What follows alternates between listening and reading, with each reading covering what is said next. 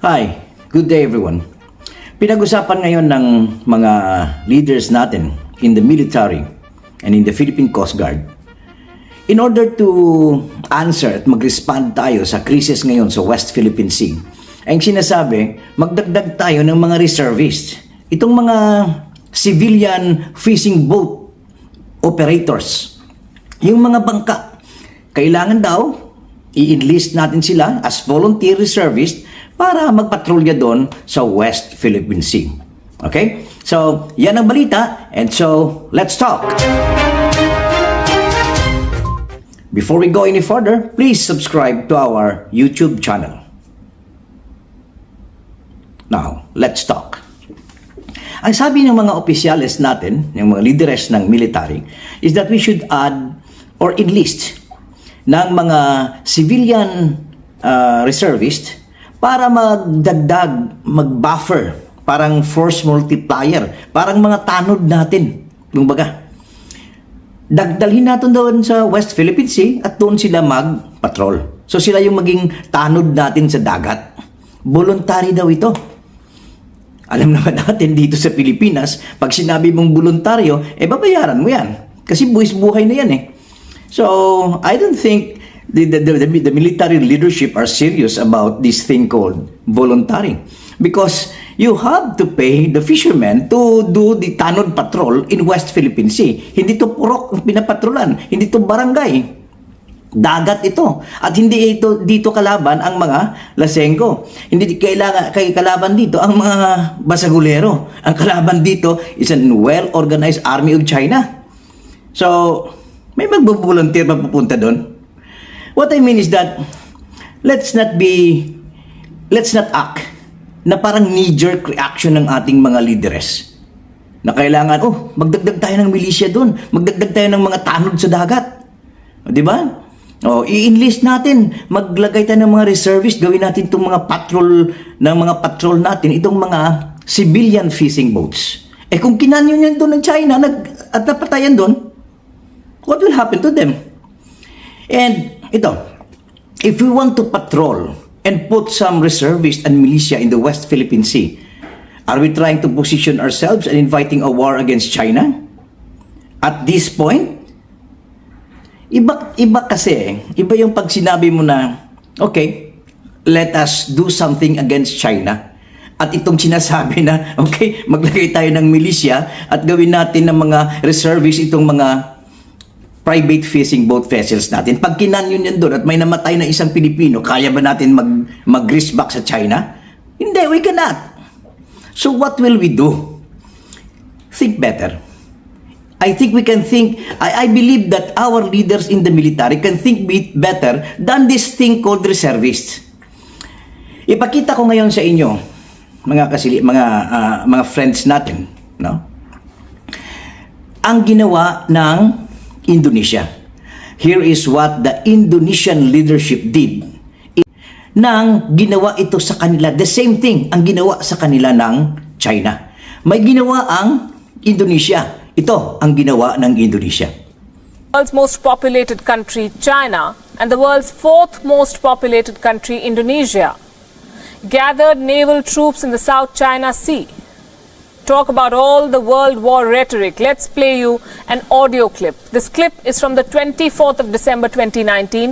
China's Coast Guard vessel intruded into Indonesian territory near the disputed South China Sea. An Indonesian Coast Guard is informing a Chinese Coast Guard that they have intruded. Listen to this. China Coast Guard, 5302. This is Indonesian Coast Guard calling you over. This is China Coast Guard on the... Yes, sir. As information, sir, you are in Indonesian waters. You are on the position 05 degree 27 minute 367 second north, 109 degree 29 minute 023 second east, sir. China has an indisputable sovereignty over the island in South China Sea and the adjacent waters, and enjoys sovereign rights the jurisdiction in the relevant waters, as well as the seabed and subsoil. I order you sir to leave this territory. I order you to leave this territory. Indonesia immediately warned China.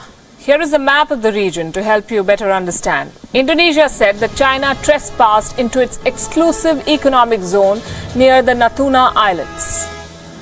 Now here's the thing. South China Sea is an important trade and strategic route. It is believed to contain large quantities of oil and natural gas. China claims most of South China Sea, but Brunei, Malaysia, Vietnam, the Philippines and Taiwan also have laid claims to the South China Sea. First, China dismissed Indonesia's concerns. Listen to this again. China has historical rights in South China Sea. Chinese fishermen have engaged in normal fishing activities in waters related to the Spratly Islands. So now China is talking about the Spratly Islands. Indonesia's warning was not about the Spratly Islands, it was about the Natuna Islands. Look at the map again. But Indonesia did not let China have its way. It increased patrols around the Natuna Islands. China's ambassador to Jakarta was summoned. China did not expect this turn of events. Immediately, China started speaking about quote-unquote strategic friendship with Indonesia. China and Indonesia are comprehensive strategic friends. Friendly cooperation is the big picture and the main trend. Divergence is only a part of it, and it is like a branch of a river. So why did China change its stance? Here's the answer. Indonesia's preparation for a possible conflict was very strong. And I'm using these words carefully. 4 F-16 fighters to the Natunas, 6 warships. Indonesia also mobilized its fishermen in the islands. China realized that Indonesia was ready to fight for its sovereignty. Indonesia's President Joko Widodo said, and I'm quoting, "There is no negotiation when it comes to sovereignty." China had to retreat. Beijing started communicating with Indonesia through diplomatic channels. Today, Indonesia's President Joko Widodo visited the Natuna Islands, and Indonesia's military confirmed that Chinese vessels have indeed left the disputed waters. China has not claimed the Natuna Islands, but in the name of self-proclaimed fishing rights, China intruded. And such intrusions, let me tell you, from China are very common in the South China Sea. 4 years ago, 2 Chinese Coast Guard vessels penetrated deep into Indonesia's naval boundaries that was also near the Natuna Islands. It led to a rift between the two countries, and since then, Indonesia has improved its satellite tracking systems. It is now openly challenging China's 9-dash line in the South China Sea. This is an important development in the region, the first real challenge for China in the South China Sea. It's also a lesson for other nations. The best way to deal with a bully is to call them out. Okay, so nakita natin, short, what is needed here right now is a strong political will by our national leadership. At this point in time, hindi pa natin kaya ang military action. Because we cannot fight China. Oh my goodness. We cannot fight China. Are we dreaming? Gisingin nga natin itong mga opisyalis natin na nagsasalita ng reservist, mag-enlist tayo ng militia. Gisingin nga natin mga to. Are we now in a position to fight militarily against China? We cannot. What we need is a strong political will by our leaders. Follow what the Indonesians did. Of course, we should maintain our presence in the area by our military. Not only by the Coast Guard, by the military. Lagyan natin ng mga military vessels natin doon. Okay? Lagyan natin doon. But, to enlist the civilians, parang, ito na naman tayo. Parang CAFGO dati, na mag-enlist tayo ng civilian, lagyan natin ng uniforme, at ibala natin sa kanyon. Ganun ba gagawin natin doon sa West Philippine Sea? Ibala natin sa kanyon yung mga civilian natin? O, di ba? O, bakit hindi yung military mag-fronted doon? Because that's their job. I don't think this is logical yung sinasabi ng military leadership ngayon that they want to hire or they want to enlist civilian militia reservists na para gawing patrol doon sa West Philippine Sea. What we need right now is the Indonesian strategy. Magsalita na si Presidente Bongbong anong gusto niya. O pumunta sila doon sa West Philippine Sea just like what the Indonesian did. Di ba? I don't think that the Chinese army will fire water cannon when they saw that our president is there in West Philippine Sea. They cannot do that. But they can fire water cannon, even live bullets, if they see one civilian fishing boat floating in that area, kahit kayang talaga ng China yan. Di ba? So, let's be practical and let's think like real Pinoys. Let's be creative, not knee-jerk na parang pinitik ka lang ng kaunti ng China eh. Parang lalaglag na yung pantalon mo. Di ba? So, kailangan dyan is a strong political will because military action is not an option right now because we are not in a position to fight against the Chinese forces. You see? It's a political will. What will our political leaders do? Mare, Senate President, pupunta dun. Presidente ng Pilipinas, pupunta dun. Ang Speaker of the House, pupunta dun. O, di ba? O, sige, let's plant the flag.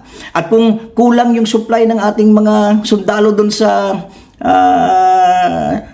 Sierra Madre, yung hinarang natin na barko dun, the boat that we grounded, that BRP Sierra Madre, then ang magdala doon yung mga leaders natin. I don't think that Chinese Coast Guard will fire water cannon or even live bullets on our leaders whom they know na pupunta doon. They will not. Ang problema kasi wala tayong political will eh. Daldal, salita. Sige, let's go into the process, into the motion of protesting. Tapos na yan eh. Nagdesisyon na ngang UNCLOS eh. China is not listening. So ano pang ginagawa natin?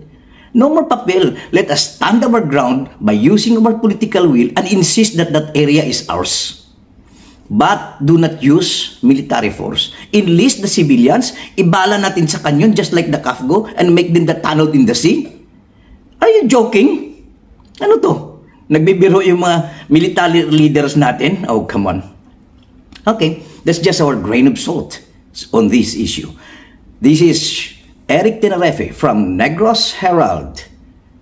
Let's talk. Good day. Bye-bye.